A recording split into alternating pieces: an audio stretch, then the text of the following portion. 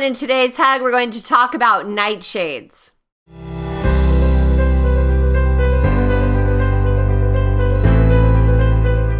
So this week, I'm going to do a short little series about different things that are in foods. So we have the nightshades, lectins, and oxalates. So today we're going to talk about the nightshades. Now, you know Dr. Gloria, all her recipes are anti-inflammatory because she completely excludes nightshades. And some people aren't even aware of exactly what they are. So the nightshade family is tomatoes, peppers, potatoes, and eggplant. And anything in that like little family of foods. So tomatoes would be, tomatoes and tomatillos. And peppers, any type of pepper. So not just bell peppers, but chili peppers and all those, pepper families. Now, of course, many of these taste amazing.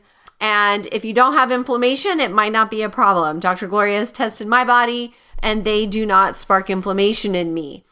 But we want to be careful for people who have health concerns because with everything we want to test. We want to see how your body reacts to things around you and be your own like little health detective. So the problem with nightshades is they have something called solanine in them. And this is naturally occurring in these foods, but they are in a higher concentration in the nightshade type family. Solanine can be linked to inflammatory conditions, increased pain sensitivity, some digestive issues, and so some natural health professionals really say to avoid consuming them. Now, on the positive side, many of these nightshades have good health benefits. They have high concentration of vitamins and minerals and fiber, and tomatoes are really high in lycopene, which is a powerful antioxidant. Peppers are high in vitamin C, and potatoes are high in potassium. So there are health benefits for those who can handle consuming them. Some people actually have allergy responses or food sensitivities to these. Now, an allergic response could be an anaphylactic where, you can't breathe, or perhaps you just get super itchy. Like my husband, when he eats cucumbers, his mouth gets like swollen or itchy. So he does not eat cucumbers. But sensitivity is more of a delayed reaction. So you'll notice things when you, like the next day. So for instance, if I eat gluten the next day, I'm a wreck. My fingers are swollen and I happen to be in the bathroom a lot longer than I want to be. So that would be a sensitivity.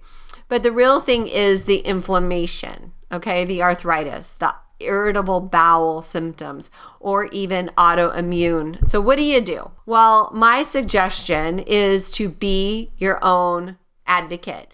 Test on yourself, see where you are. And if you have inflammation, just take them all out. Do an elimination diet. All right. So basically what that looks like is you just clear your body out of all of, the potential problems and let that inflammation subside. So depending on how long you've been inflamed, it could be 3 to 6 months. So 6 months is really, really good because it gives you a chance to heal a lot of your body.